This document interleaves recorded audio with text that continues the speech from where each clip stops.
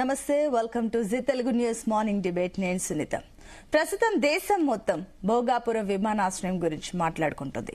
Double engine సర్కార్ ఆధ్వర్యంలో కేంద్ర పౌర విమానయాన శాఖ మంత్రి రామ్మోహన్ నాయుడు స్వీయ పర్యవేక్షణలో ఉత్తరాంధ్ర గ్రోత్ ఇంజిన్ పటిష్టంగా నిర్మాణమైంది.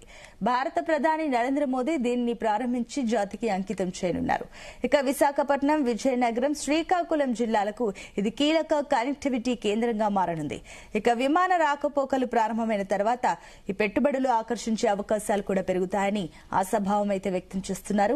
ఇక ఉత్తరాంధ్ర ఆర్థిక ముఖ చిత్రాన్ని మార్చుతూ గేమ్ చేంజర్ గా నిలవనున్న భోగాపురం అంతర్జాతీయ విమానాశ్రయం పైన ఇవాల్టి మార్నింగ్ డిబేట్ లో మనం డిస్కస్ చేయబోతున్నాం. ఇవాల్టి మార్నింగ్ డిబేట్ లో మనతో పాటు పార్టిసిపేట్ చేస్తున్నారు రేగడి లక్ష్మణరావు గారు వైఎస్ఆర్సీపీ నుంచి, అదేవిధంగా బాలకోటయ్య గారు టీడీపీ నుంచి జాయిన్ అయ్యారు. మరికొంతమంది కూడా కాసేపట్లో జాయిన్ అవుతారు. వెరీ గుడ్ మార్నింగ్ అండి ఇద్దరికి కూడా. Good morning. బాలకోటయ్య గారు గుడ్ మార్నింగ్. మీతో స్టార్ట్ చేద్దాం. ఈరోజు ప్రధాని మోదీ చేతుల మీదుగా ఎయిర్పోర్ట్ అయితే ప్రారంభోత్సవం చేయబోతున్నారు. ఏంటి మీ పాయింట్ ఆఫ్ వ్యూ ఏంటి? అండ్ ఇంకొకటి ఏంటంటే కూడా ఎయిర్పోర్ట్ క్రెడిట్ సంబంధించి కూడా పూర్తిగా చంద్రబాబు నాయుడు తన ఖాతాలో వేసుకుంటున్నారు. డాటా సెంటర్ కానీ అండ్ ఇంకా చాలా విషయాలు అక్కడ నుంచి కూడా ఒక్కొక్కటిగా అన్ని తన ఖాతాలో వేసుకుంటూ వస్తున్నారు. ఈవెన్ కడప స్టీల్ ప్లాంట్ ఇవన్నీ క్రెడిట్లు కూడా బాబు ఖాతాలో వేసుకుంటున్నారు. క్రెడిట్ చోరీ చేస్తుంది కూటమి ప్రభుత్వం అంటూ కూడా మీ పైన విమర్శలు వస్తున్నాయి. సో ఒకసారి క్లారిటీ. సునీత గారు నమస్తే. నమస్తే. మీకు, లక్ష్మణ్ గారికి, ఈ డిబేట్ లో ఉన్న మిత్రులు కూడా నమస్కారాలు. ఖాతాల సంగతి పక్కన పెడితే సునీత గారు, ఖాతాల సంగతి, పొద్దుల సంగతి, క్రెడిట్ సంగతి పక్కన పెడితే భోగాపురం అనేది ఒక ఊరు. ఆ ఊరున్న సంగతి దాదాపుగా నాకు తెలిసి రాష్ట్రానికి తెలియదు. ఆ జిల్లా కూడా కొంతమందికే తెలుసు జిల్లాలో. కానీ ఇప్పుడు భోగాపురం ప్రపంచానికి తెలిసిన ఊరు. రెండు, అది మన్యం ప్రాంతం, పూర్తిగా వెనుకబడ్డ గిరిజన ప్రాంతం. శ్రీకాకుళం జిల్లా అంటే పోరాటాలకే నిలయం. అలాంటి ఊరిలో అల్లూరి సీతారామరాజు విమానాశ్రయం రావటం అనేది వెనుకబడ్డ ఉత్తరాంధ్ర ప్రాంతానికి క్రాంతి రేఖ, ఒక అభివృద్ధి ప్రదాత.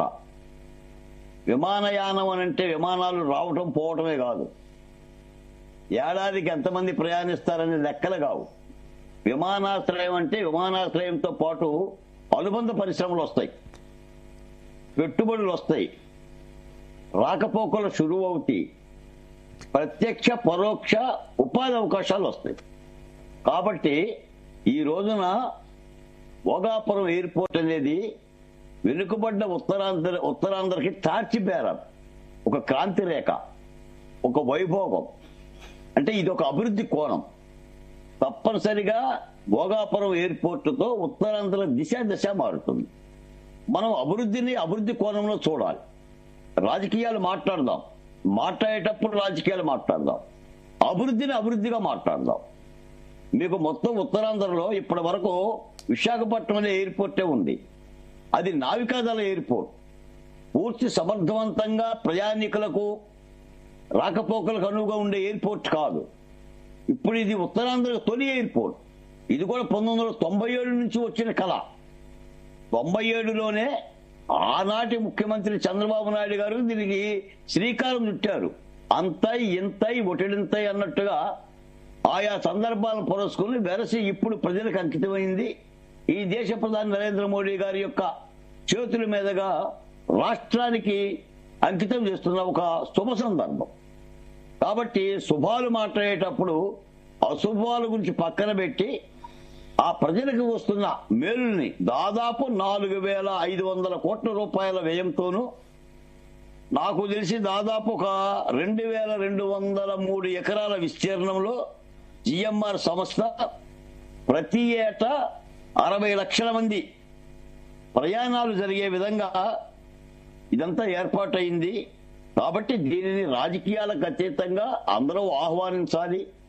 ఆ ప్రాంత అభివృద్ధిని కోరుకోవాలి. తప్పనిసరిగా రాజకీయాలు అభివృద్ధికి అడ్డుపడకూడదు. కాబట్టి భోగాపురం అనేది ఇక్కడి నుంచి ఊరు కాదు, అది సర్వనామం.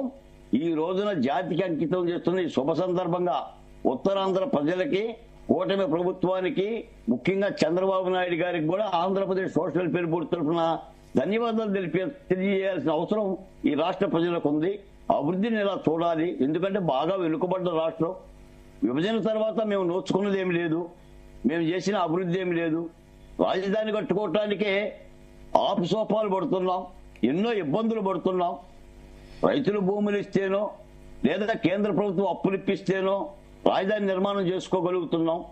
ఈ రోజున కూడా భోగాపురం లాంటి ఎయిర్పోర్ట్ ని నిర్మాణం చేయటం అనేది రాష్ట్ర ప్రజలందరూ రాజకీయాలకు అతీతంగా అన్ని రాజకీయ పార్టీలు కూడా అభినందించాల్సిన అవసరం ఉంది. ఎస్ అండి. లక్ష్మణరావు గారు గుడ్ మార్నింగ్ అండి. గుడ్ మార్నింగ్ సునీల్ గారు, గుడ్ మార్నింగ్. సో మొత్తం మీద అయితే ఇందాక